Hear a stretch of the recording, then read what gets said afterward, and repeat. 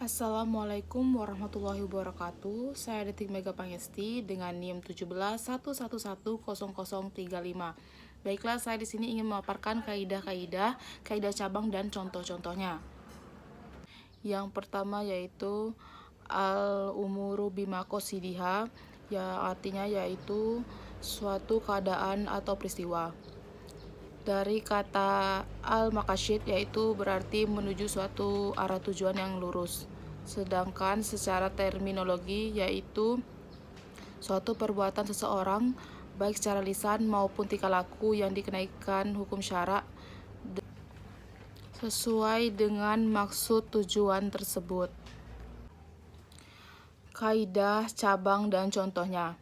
Tidak wajib niat ibadah dalam setiap bagian, tapi wajib niat dalam keseluruhan yang dikerjakan. Contohnya yaitu untuk sholat cukup niat sholat, tidak berniat setiap perubahan gerak rukunnya. Selanjutnya yaitu al-yakinu la yuzalu bi al-syak, suatu keyakinan yang tidak bisa dihilangkan dengan keraguan. Secara etimologi yaitu suatu ilmu yang tidak bisa dihilangkan dengan keraguan. Kaidah cabangnya dan contohnya yaitu hukum asal itu tetap dalam keadaan tersebut selama tidak ada hal yang berubah.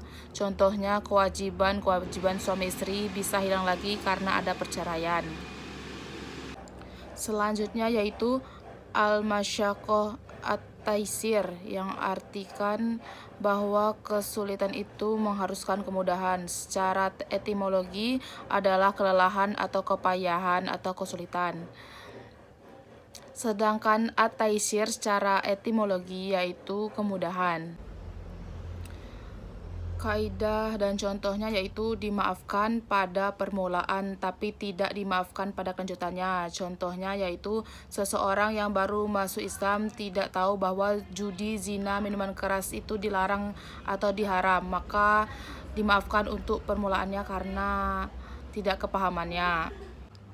Selanjutnya yaitu ad-daruraru yuzalu, yang berarti sesuatu yang turun tanpa ada yang bisa menahannya. Kaidahnya yaitu apa yang diperbolehkan karena adanya kemudaratan diukur dalam keadaan kadar kemudaratan.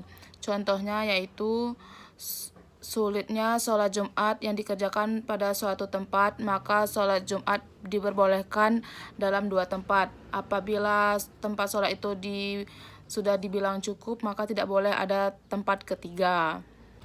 Yang terakhir yaitu kaidah al-adah al-muhakamah, yang berarti kaidah ini bahwa di suatu keadaan adat bisa dijadikan pijakan untuk mencetuskan ketika tidak ada dalil dari syari. Kaidah cabangnya yaitu sesuatu yang telah dikenalkan dengan urf seperti yang disyaratkan dengan suatu syarat. Contohnya yaitu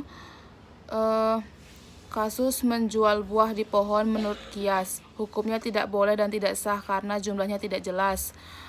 Tetapi karena menjadi suatu kebiasaan yang umum dilakukan di tengah masyarakat, maka ulama membolehkannya. Baiklah, itu saja pemaparan dari saya. Apabila ada kesalahan saya mohon maaf. Wabillahi taufiq wal hidayah. Wassalamualaikum warahmatullahi wabarakatuh.